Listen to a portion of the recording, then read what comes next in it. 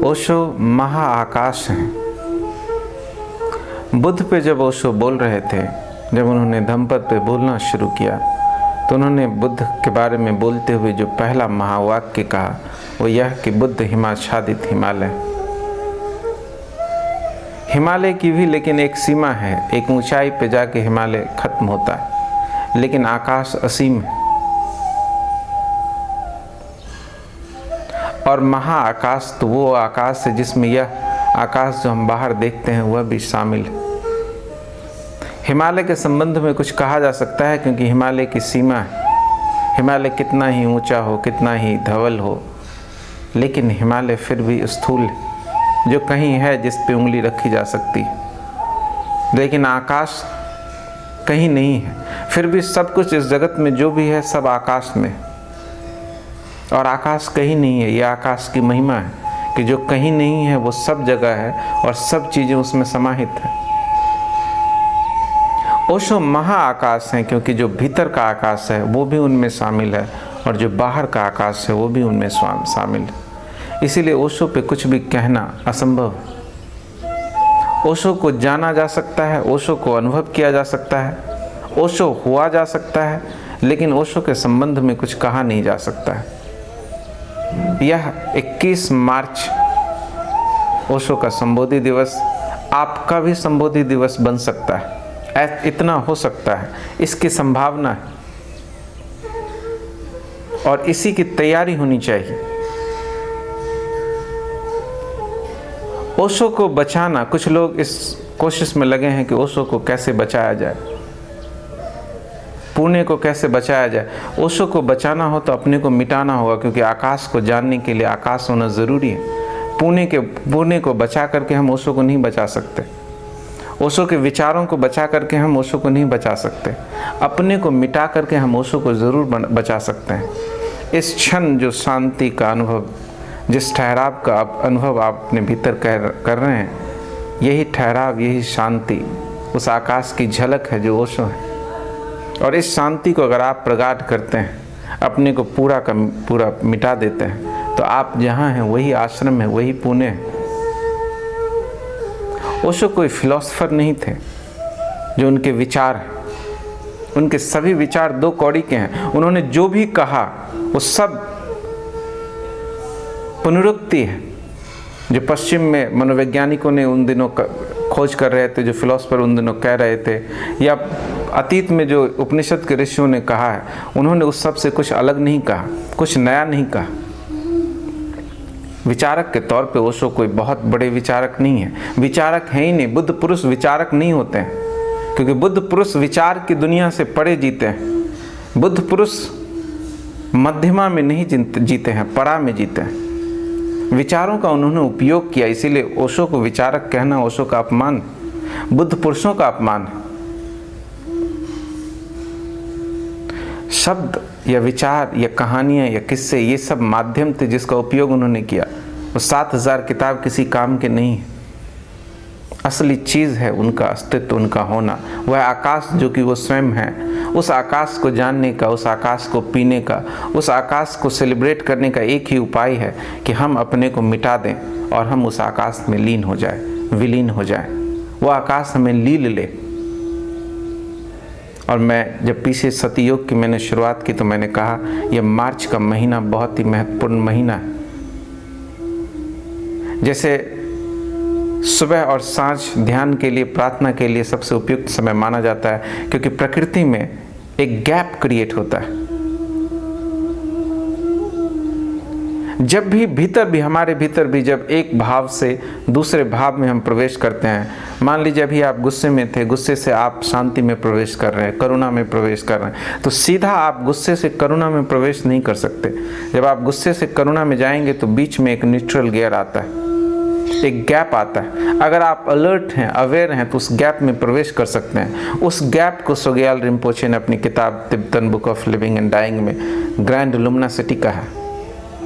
उसी गैप को ज़हन फकीर नो माइंड कहते हैं। उसी गैप को हिंदुस्तान में मनुष्यों ने समाधि कहा है, सतोरी कहा है, ध्यान कहा है।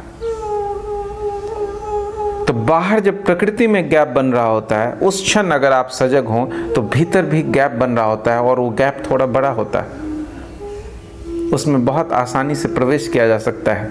उस आकाश में, जिस आकाश में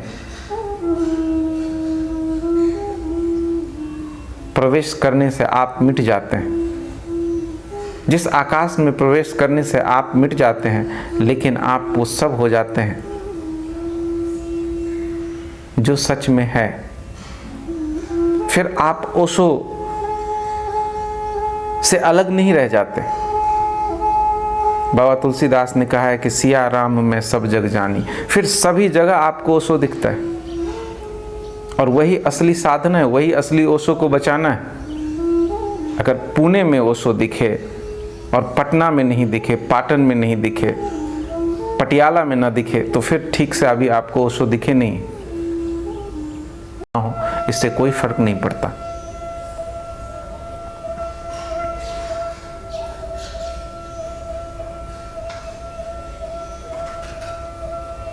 तो ओशो संबोधि दिवस पे मेरे पास कहने को बहुत कुछ नहीं है।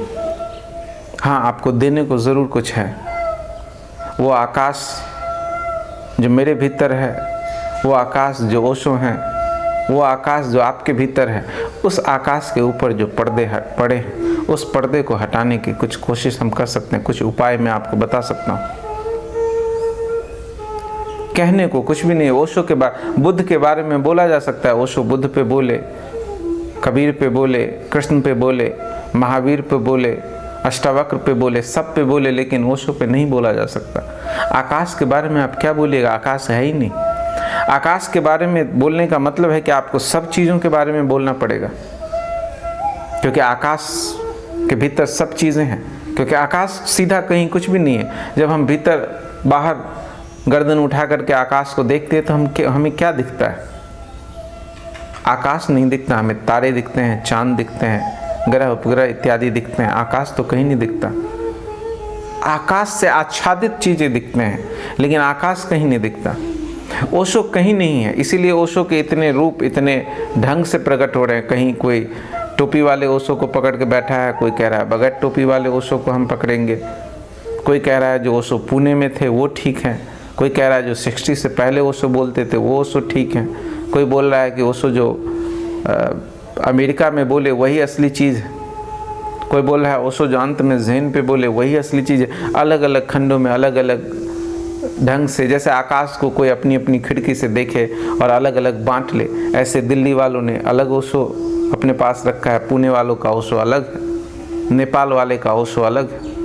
यह ओशो को जानने का ढंग नहीं है। ये खिड़कियों से आकाश को देखना नहीं है। असली आकाश को देखना हो तो खिड़की से बाहर आना होगा। असली आकाश को देखना हो तो अपने मन को छोड़ना होगा। असली आकाश को देखना हो तो देहाभिमान को गलाना होगा। ये भ्रम कि मैं देह हूँ, इसे छोड़ना होगा। तो इस क्षण जब आप आंखें बंद करके बैठे हैं, भीतर सजग हैं कि आप किस ढंग से बैठे हैं, सांसें कैसे चल रही हैं, शरीर के भीतर कैसी संवेदनाएं हैं। मेरी आवाज़ संगीत के साथ जब आप तक पहुंच रही है और आप कोशिश नहीं कर रहे हैं सुनने की, कान तक आवाज़ों को पहुंचने दे रहे हैं, लेकिन आप अपनी तरफ से कोशिश नहीं कर रहे हैं। इस क्षण अपने आप भीतर देखें कि क्या मैं शरीर हूँ, क्या मैं मन हूँ? यह शरीर जिसे मैं देख पा रहा हूँ, क्या मैं यही हूँ? यह मन जो मैं देख पा रहा हूँ, ये जो विचारों को घूमता हुआ अपने भीतर जो मैं देख पा रहा हूँ, क्या मैं ये विचार हूँ? क्या मैं ये सेंसेशंस हूँ, सांसें हूँ? और आप इस देखने में पाएंगे कि आप ये सब कुछ भी नहीं है। न ये शरीर आपका है, ना आप इस शरीर के। यह बोध ही आपको उस आकाश में प्रवेश करा देगा जिस आकाश की मैं आपसे बात कर रहा हूँ। और कोई उपाय नहीं, और कोई उपाय नहीं है। कोई जितने ओशो के प्रवचन हैं, साहित्य हैं, आश्रमों में है, लोगों को मैं देखता हूँ इस आश्रम से उस आश्रम में जाते हैं, इस गुरु से उस गुरु के पास जाते हैं, ये प्रवचन ओशो यूट्यूब पे छोड़ करके वो प्रवचन सुनते हैं, कभी सेक्स पे, कभी समाधि पे, कभी संगीत पे, इत्यादि चीज़ों पे ओशो को सुनते हैं और उनको समझ में आ रहा है कि मैं ओशो को अपने भीतर ले सकता हूँ। आप अपने छोटे से कमरे में आकाश को नहीं समेट सकते। आप अपनी इस छोटी सी खोपड़ी में ओशो को नहीं समेट सकते। हाँ, उन शब्दों को जरूर समेट सकते हैं जो उन्होंने कहा। वो शब्द दो कौड़ी के शब्द हैं।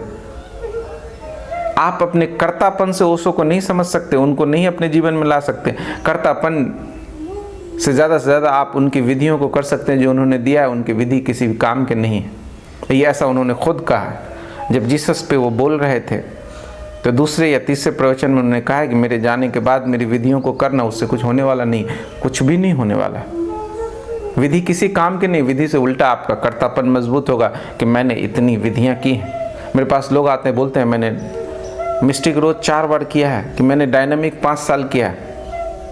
और कहते समय उनके चेहरे पे एक चमक होती है कि देखो मैं कितना महान आदमी हूँ, मैंने ये किया है, वो किया है। मैं ओशो के सभी आश्रमों में गया हूँ, मैं पुणे गया हूँ, दिल्ली गया हूँ, ये गया। ये फहरिस्तें बढ़ती जाती है और आपका अहंकार फूलता जाता है। विधियों का उपयोग बस इतना था कि आपका अहंकार गले, लेकिन आप अपनी बेहोशी में, मूढ़ता में उस अहंकार को और फुला लेते हैं। एक ही पाप है, ओशो ने कहा, अहंकार भाव, मैं भाव। मैं वो खिड़की है जिससे आप ओशो को देख रहे हैं। इस मैं को छोड़ना होगा।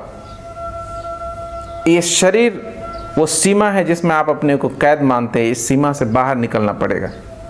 इस सीमा से बगैर बाहर निकले, मैं भाव को बगैर छोड़े, जिस ओशो को आप जानते हैं उस ओशो का मैं विरोधी हूँ। इसीलिए कुछ लोगों को ऐसा लगता है कि क्यों ओशो विरोधी है। मैं ओशो विरोधी नहीं हूँ, लेकिन मैं आपके ओशो के विरोध में हूँ। आपका ओशो बहुत छोटा ओशो है। आपका ओशो शब्दों में समा जाते हैं। आपका ओशो तो पुणे में कैद है जिसको आप बचाने में लगे हुए हैं। लेकिन जिस ओशो को मैं जानता हूँ वो महाआकाश है। यह संसार भी मिट जाए, यह पृथ्वी मिट जाए, पुणे तो छोटी सी जगह है, सुई के नोक बराबर भी नहीं है इस अस्तित्व में, फिर भी ओशो बचे रहेंगे। उनको मिटाना असंभव है। कि बुद्ध पुरुषों से भी कोई काम अधूरा छूट जाता है जो आप आगे बढ़ा रहे हैं। आप अपने को मिटाइए, कुछ भी बढ़ाने की जरूरत नहीं है, मिटाने की जरूरत है। लेकिन हमारा अहंकार अलग अलग ढंग से काम करता है। एक बार स्वामी चैतन्य कीर्ति ओशो के पास आए, बोले भगवान कोई आपको गाली दे रहा था, मुझे बड़ा दुख हुआ, मैं रोने लगा, उस आदमी पे मुझे बड़ा गुस्सा आया। तो ओशो हंसने लगे, बोले चैतन्य कीर्ति संभलो, मुझे गाली दे रहा था इसलिए तुम नहीं दुखी हुए, इसलिए तुम नाराज नहीं हुए, इसलिए तुम नहीं रोए, इस भ्रम में मत रहना। तुम्हारे गुरु को कोई गाली दे रहा था, इस अहंकार की वजह से तुमको चोट लगी, इस अहंकार की वजह से तुम रोए। इस अहंकार को छोड़ो। मेरे गुरु का आश्रम, मेरा गुरु, ये अहंकार ही बाधा बनेगा। इसलिए बुद्ध कहते थे कि जब तुम ध्यान के मार्ग पे आगे बढ़ो और रास्ते में मैं भी आ जाऊं तो मुझे मार देना, मुझे हटा देना रास्ते से।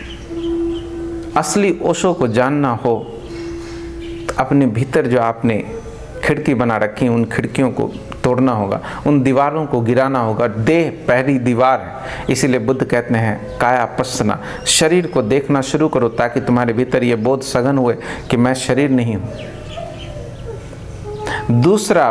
दूसरी दीवार जो आपके भीतर आपने बना रखी है वो है विचारों की दीवार। आपको लगता है कि मेरे मन में जो भी विचार चल रहे हैं ये विचार मैं हूँ, मैं सोचने वाला हूँ, मैं विचारक हूँ। विचार और विचारक में कोई भेद नहीं है। मैं सोचता हूँ, यह भी एक विचार, कोई विचारक नहीं है, कोई वहाँ सोचने वाला नहीं है। लेकिन आपको ऐसा ख्याल है कि आप भीतर सोचने वाले हैं। यह दूसरी दीवार है जिसको गिरानी ज़रूरी है। और तीसरी दीवार जो आपके भीतर है वो भावनाओं की दीवार। क्रोध आता है तो आपको ऐसा लगता है मेरे भीतर क्रोध है, मुझे इससे छुटकारा पाना है, मुझे अपने आप को सुधारना है। आप क्रोध को जानने वाले हैं, आप कभी क्रोध में नहीं है। इसलिए क्रोध से ना तो छुटकारा पाना है, ना अपने आप को सुधारना है। अपने आप को सुधारने की कोशिश अपने को सजाने की कोशिश है। अपने आप को सुधारने की कोशिश इस बात का सबूत है कि आप ये मान के जी रहे हैं कि आप शरीर हैं, आप मन हैं, आप भाव हैं। यह 3 दीवारें जिसमें हम कैद हैं और जिसकी वजह से हम उस आकाश से वंचित हैं, जिस आकाश की मैं आपसे बात कर रहा हूँ, जो महाआकाश ओशो है। यह संबोधि दिवस आपका भी संबोधि दिवस बन सकता है यदि आप मेरी बातों को ठीक से सुन पा रहे हैं। और ठीक से सुनने के लिए ज़रूरी है कि आपका शरीर स्थिर हो, आपको पता हो कि शरीर किस ढंग से बैठा हुआ है, रीढ़ सीधी हो, मन में जो विचार चल रहे हैं उसके प्रति आप सजग हों, उन रिएक्शंस के प्रति आप सजग हों।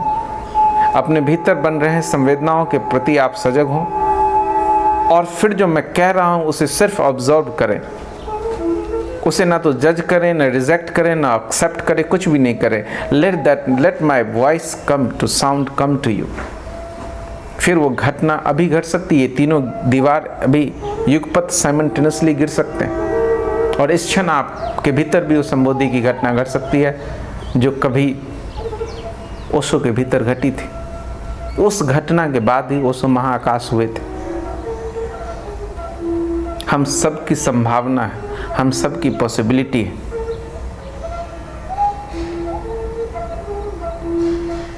अपने भीतर जाना है, अपने को मिटाना है और कुछ इस जगत में न तो बचाने की ज़रूरत है न कुछ मिटाने की ज़रूरत। जो मिटा रहे हैं वो एक तरह की मूर्खता कर रहे हैं, जो पुणे को बेच रहे हैं वो एक तरह की गलती है, जो पुणे को बचा रहे हैं वो दूसरी तरह की गलती है।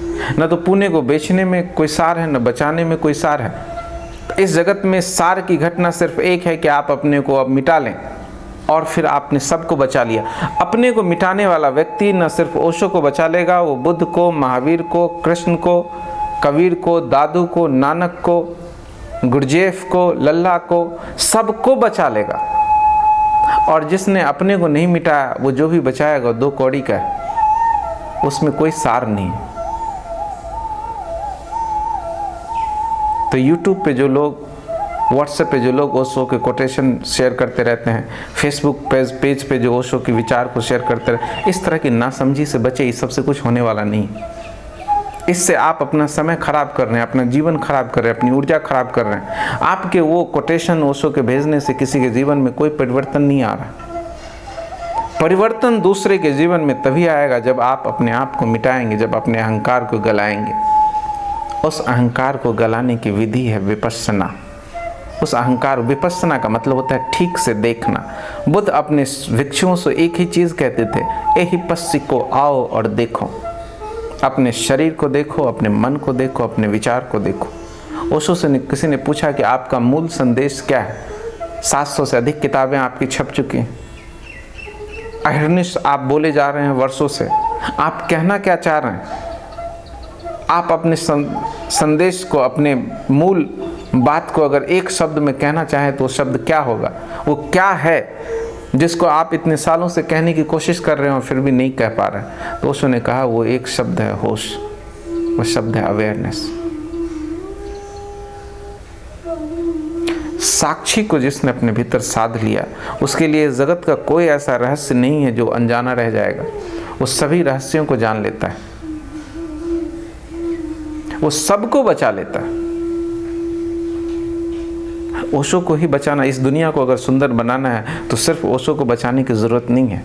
बुद्ध को बचाना भी ज़रूरी है, महावीर को भी बचाना ज़रूरी है, लल्ला को भी बचाना ज़रूरी है, दादू को भी बचाना ज़रूरी है, और उन 1000 गुमनाम बुद्ध पुरुषों को बचाना ज़रूरी है जिनका हमें नाम भी नहीं पता। ये तो कुछ करुणावान लोग थे जो हमारे सामने प्रकट किया अपने आप को।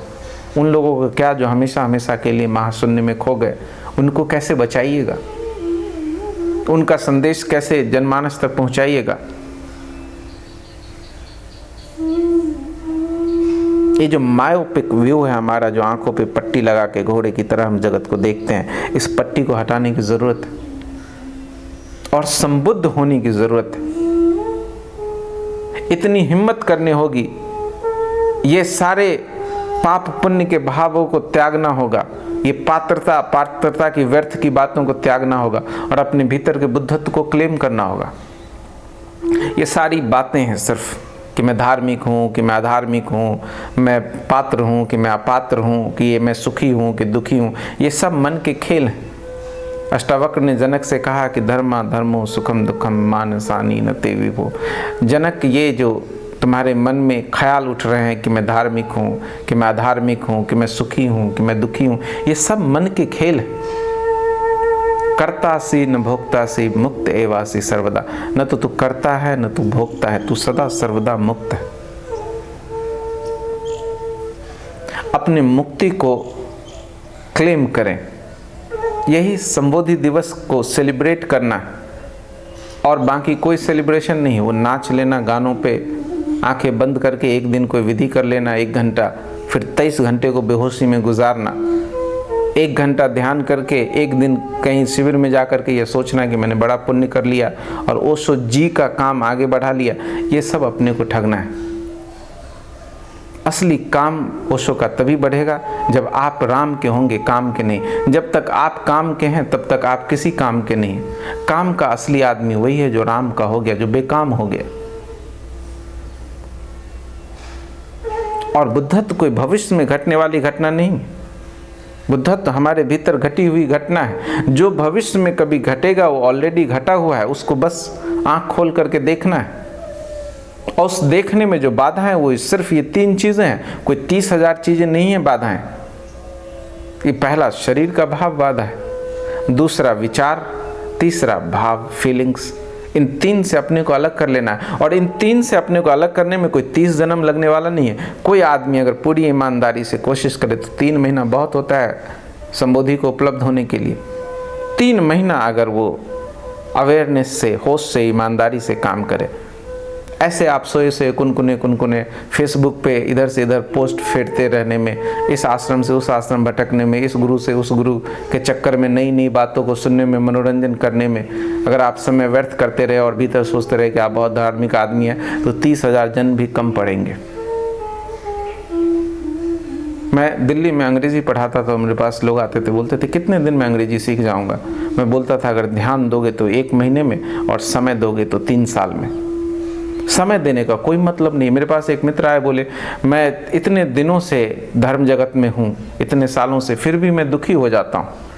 बोला धर्म जगत में आपने समय दिया है, ध्यान नहीं। धर्म का मतलब ही होता है अवेयरनेस।